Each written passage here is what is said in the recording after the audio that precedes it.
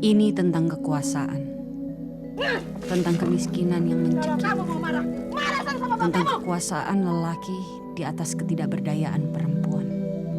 Sebuah alasan yang membuat perempuan wajar dibelenggu dan anak-anak gadis sah kehilangan keriaannya, sah di mata kemunafikan.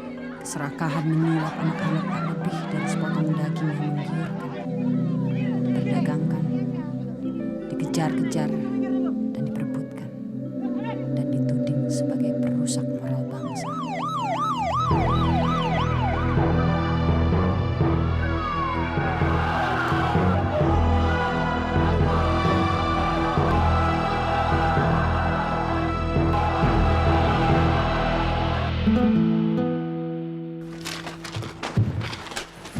Itu hak saya untuk kembalikan. Ini satu-satunya hak kamu. Nomor ini. Siapa yang menginginkan aku jadi pelacur? Oh, ya. Ayo.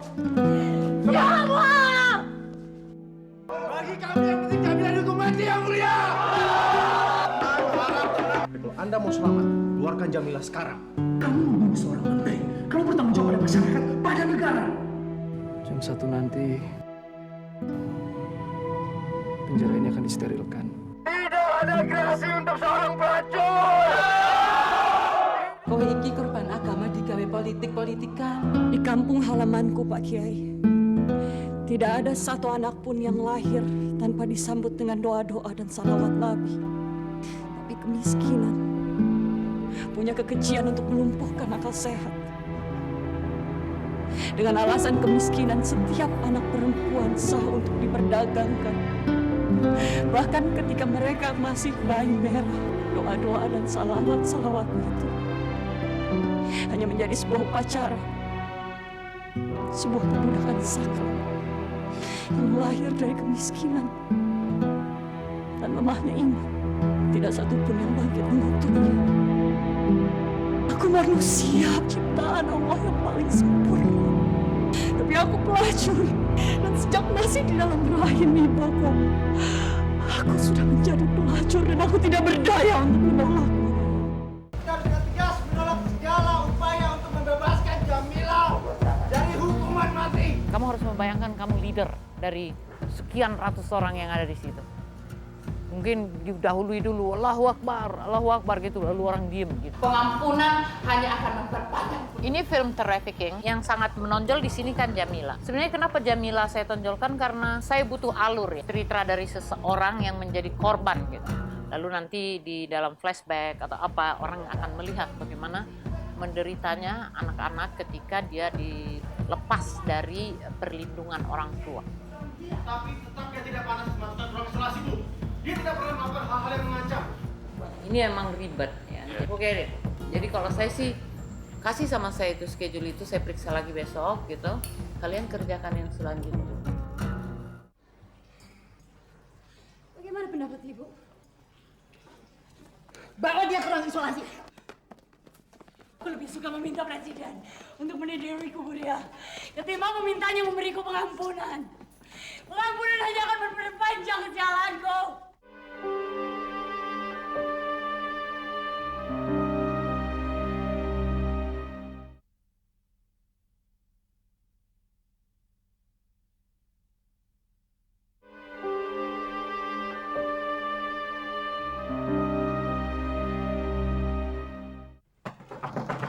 Jamila, buka.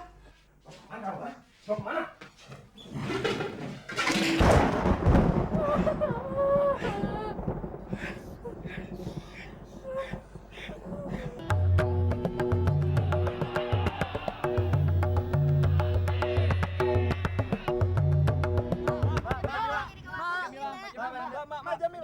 Karakter Ibu Ria ini pada saat pertama kali saya membaca skripnya memang digambarkan sebagai sosok yang amat sangat tegas, galak gitu ya. Akan tetapi pada saat proses persiapan di mana saya banyak berdialog, berdiskusi dengan Mbak Ratna sebagai penulis skenario dan juga sebagai sutradara. Dari diskusi itu memang kita berusaha untuk tidak melahirkan tokoh-tokoh yang stereotip. Inilah yang coba saya dan Mbak Ratna berkolaborasi untuk menciptakan tokoh Ria, Ibu Ria ini yang tidak black and white. Terdakwa Jamila binti Yahya telah terbukti secara sah dan meyakinkan bersalah melakukan tindak pidana pembunuhan. Jamila adalah seorang perempuan pelacur. Dia mengalami perjalanan hidup yang sangat pahit. Dari kecil dia sudah diperdagangkan oleh orang tuanya sendiri. Tapi Jamila mempunyai fighting spirit yang tinggi. Walaupun keadaan di sekelilingnya dia itu tidak mendukung, dia tetap selalu mencari cara. Bagaimana kalau pusat tahu tentang hal ini? Kamu sudah terlalu jauh, Surya. Itu bukan urusanmu. Surya namanya. Tadi namanya Soleh. Backgroundnya dia adalah mantan perwira yang didepak karena idealismenya dia tinggi sekali. Kemudian dia bekerja menjadi sipir. Kini dia mendapatkan perasaan yang senasib atau serupa dengan Jamila, di mana sistem yang ada itu mengabaikan dirinya lah. Tadi pagi saya masih melihat Surya di depan sel Jamila. Sudah 2 bulan ini saya ingatkan. Dia tidak bisa seenaknya mengunjungi Jamila. Sudah saya tegur secara tidak langsung. Secara tidak langsung. Dan kenapa ada kursi di depan sel Jamila? Surya itu kan tidak di bawah komando saya. Saya sendiri nggak tahu kenapa dia di sini. Soekardi, seorang petugas di Lapas Budi Luhur. Ia merupakan wakil dari Kalapas. Dan mereka memberikan simpatinya kepada Jamila yang kemudian muncul kenyataan bahwa Jamila adalah korban dari ketidakadilan. Sebagai Faisal di film Jamila dan Sang Presiden, dan ini tim saya, aktor-aktor pendukung. Di film Jamila dan Sang Presiden ini saya berperan sebagai orator. Jangan kasih komentar. Aku nggak butuh pengacara. Aku disini bukan sebagai pengacara, sebagai teman. Malik, seorang pengacara. Dia adalah pengacara yang menawarkan dirinya untuk mendampingi Jamila dalam proses peradilan. Cuma sayangnya ditolak sama Jamila, tapi Malik sendiri yang awal mulanya sebenarnya mau terlibat dalam kasus Jamila ini adalah demi popularitas dan uang. Tapi akhirnya kemudian dia jadinya bersimpati secara pribadi kepada Jamila.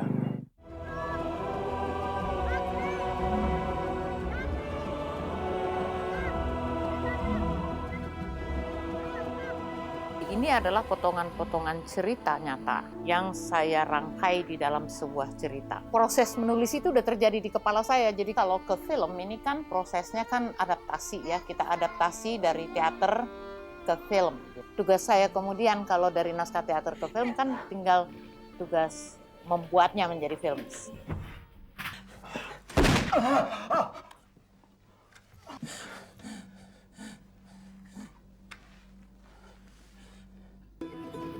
Kalau buat saya ini kan peluang buat Atika bermain baik ya, karena satu dia sebenarnya udah memerankan peran ini ketika di teater. Dan kedua ini peran dia secara utuh pemeran utama. Saya memang berharap betul Atika waktu itu berlatih betul-betul. Dan juga ada beda dari acting di drama dengan acting di film. Itu yang sebenarnya lebih banyak saya jaga dari Atika. Tahu apa tidak kamu? Sadar nggak?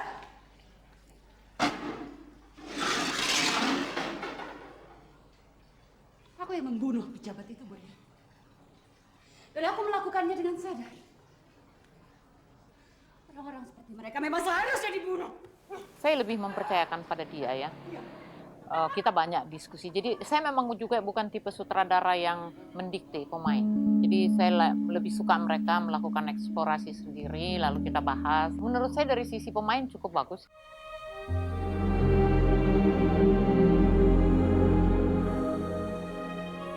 Aku mencintaimu, Jamila. Kayak Dwi Sasono ketika dia harus menangis misalnya, dia besar banget mengatakan dia nggak pernah nangis sebagai manusia. Dan saya bilang ya, kamu dipertemukan sama satu cewek, kamu jatuh cinta, lalu tiba-tiba dia dihukum mati. Itu bukannya tragedi, mestinya lo nangis, marah sama Tuhan, saya bilang. Gak mungkin kamu saya tampilkan gak nangis ketika kamu mendengar kabar bahwa Jamila benar-benar dihukum mati. Kalau enggak, itu nggak masuk gitu peran. Dan akhirnya dia bisa.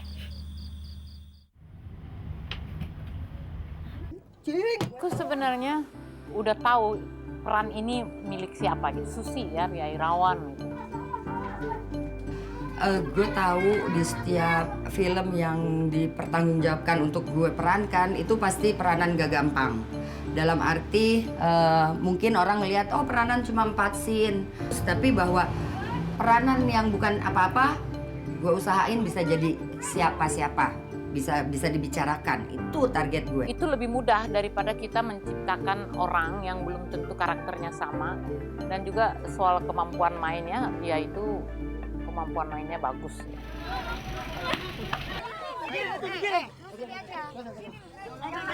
Minggir dulu.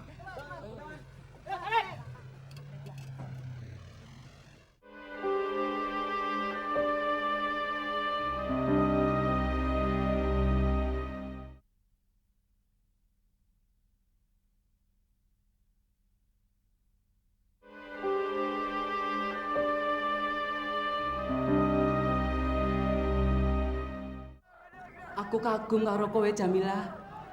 Kowe iki korban agama digawe politik-politikan.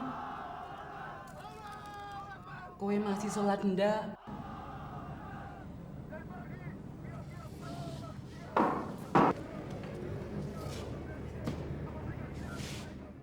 Posisi mengintip ya, jadi kamu dalam kosong, kesel gitu. Sama kamu lambat, terlalu lambat. Tidak berarti karena kita mau mati, kamu kan nggak diracunin pelan-pelan. Dia sebagai sutradara, saya udah sering kerja sama dia. Tapi untuk film ini baru pertama kali. Kalau untuk teater udah beberapa kali ya. Intinya sih kalau dari penyutradaraan, dari pemahaman karakter, ya sama ya. Bagaimana dia menuntut intensnya kita memeranin satu karakter. Ini seru, pengalaman yang seru buat saya bekerja sama dengan Ibu Ratna dalam satu produksi film. Yang biasanya kita cuma di teater aja gitu. Mbak Ratna, Umi, orang yang luar biasa punya empati, care terhadap orang lain, terhadap apa yang terjadi di negara kita. Orang yang vokal sekali, satu kata aja buat Mbak Ratna, luar biasa. Enggak, ini harus begini, blok. Saya melihat Ratna ini dia sosok yang amat sangat tough gitu ya. Karena kebetulan saya cukup mengenal, jadi saya melihat bagaimana perjalanan hidup Mbak Ratna yang memang kalau tidak mempunyai mental yang kuat dan fisik yang kuat, barangkali dia belum tentu bisa bertahan dan survive seperti sekarang gitu ya. Dan yang saya hargai juga bahwa dia sangat konsisten dengan apa yang dia yakini. Ada peluang aktivis, Bu? Yang saya tahu Ibu Ratna Sarumpait, tokoh teater nasional, tetapi juga kemudian dikenal sebagai aktivis HAM, dan karyanya selalu memperlihatkan keberpihakan kepada ketidakadilan. Saya menemukan satu sosok sutradara perempuan di Indonesia yang kalau lu ngomongin total, tapi lu masih lihat kelembutan, sentuhan manis-manisnya perempuan dan pertanggungan jawab, dan lu akan lihat sisi loyalitas. Jadi total loyalitas dan kesempurnaan perempuan ada di sebuah karya oleh Ratna Sarumpait.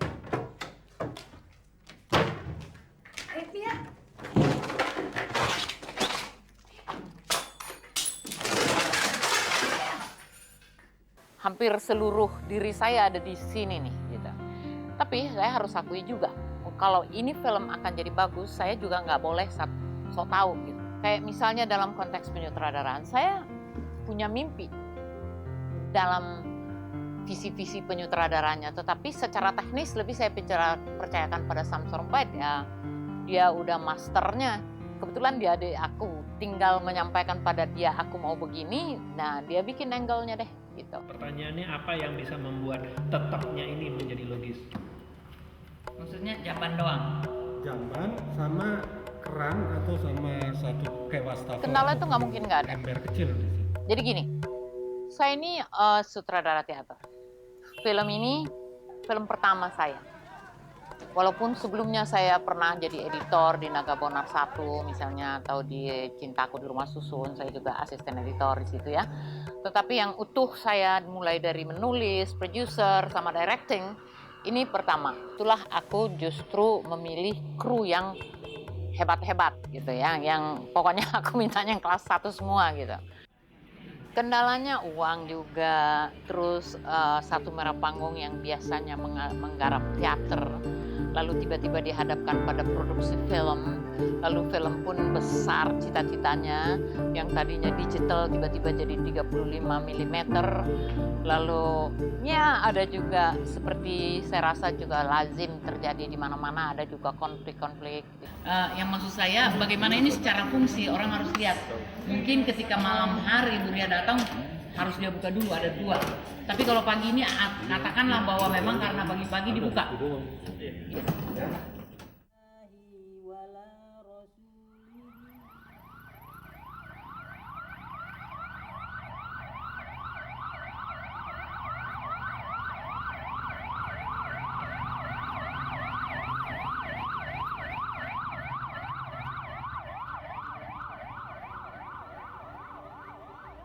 Saya sebenarnya nggak hanya memperjuangkan perempuan. Kalau dari semua karya-karya yang saya tulis, baik di teater dan satu ini juga di film gitu, orang selalu menganggap bahwa saya itu emang betul-betul feminis yang selalu dibela itu perempuan. Sebenarnya nggak juga. Persoalan saya itu kemanusiaan. Bahwa kemudian yang paling menonjol di karya-karya saya itu perempuan, itu mungkin realita bahwa persoalan perempuan itu masih jauh lebih banyak daripada persoalan laki-laki. Saya pikir sih ini drama sosial ya, bahwa kelemahan kebijakan politik, kan kemiskinan lahir dari kebijakan politik, lalu itu disebut sebagai film politik, kenapa enggak? Tapi kalau disebut ini sebagai alat politik apa? Iya barangkali ya ngingetin ini lagi pada mau jadi capres supaya pada sadar gitu loh, bahwa persoalan kita itu salah satunya atau yang utamanya adalah masalah kemiskinan. Kebetulan film ini beredar pas pada saat peralihan kekuasaan terjadi. Caleg-caleg sedang dipilih, bahkan sudah terpilih. Lalu ada pertarungan menuju kursi kekuasaan. Mereka sebelum duduk melakukan sesuatu buat bangsa ini, nonton Jamila dan Sang Presiden. Supaya mereka tahu bangsa yang seperti apa yang akan mereka tolong melalui kursi mereka duduk di DPR nanti. Ini wajah Indonesia. Jamila dan Sang Presiden itu adalah potret dari Indonesia, potret dari kemiskinan kita, potret dari bagaimana masyarakat melihat moral. Kayak misalnya ada demo-demo, kita kan cenderung tuh menghujat pelacur, tapi kita tidak melihat dasar masalahnya. Terus perdagangan anaknya tidak pernah ada fatwa mengatakan dagang anak hukuman mati gitu kayak atau apa kayak. Jadi saya sih ingin mengingatkan semua pihak bahwa kita ini cenderung emosional dalam hal agama. Harusnya kita sadar betul bahwa persoalan perdagangan anak ini persoalan kita. Persoalan kemiskinan itu harus diperangi oleh semua pihak. Karena kita harus bisa bayangkan bagaimana sulitnya kehidupan mereka, dan kesulitan itu bisa bentuknya seperti Jamila dan Sang Presiden, seorang bapak dengan enteng menjual anaknya sendiri. Kalau kamu mau marah, marah sana sama bapak kamu. Udah lihat semua. Sekarang masuk. Masuk. Ayo masuk. Ayo.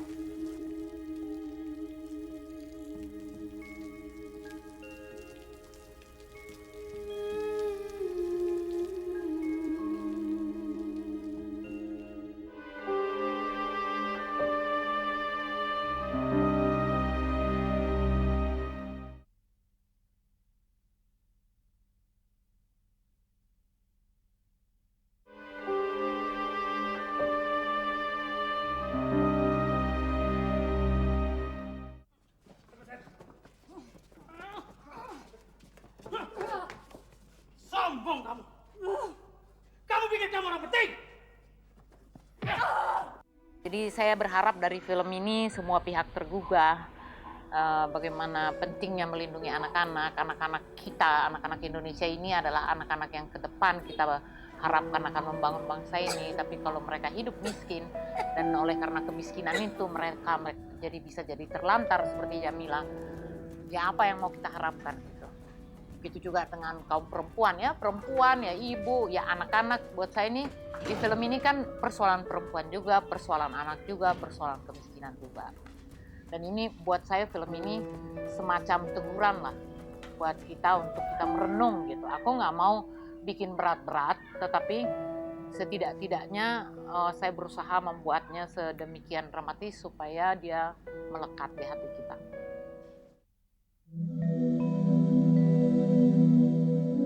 Ini tentang kekuasaan, tentang kemiskinan yang mencekik, tentang kekuasaan lelaki di atas ketidakberdayaan perempuan. Sebuah alasan yang membuat perempuan wajah dibelenggu dan anak-anak gadis sah kehilangan keriaannya, sah di mata kemunafikan. Keserakahan menyulap anak-anak tak lebih dari sepotong daging yang menggiurkan, diperdagangkan, dikejar-kejar, dan diperebutkan, dan dituding sebagai perusak moral bangsa.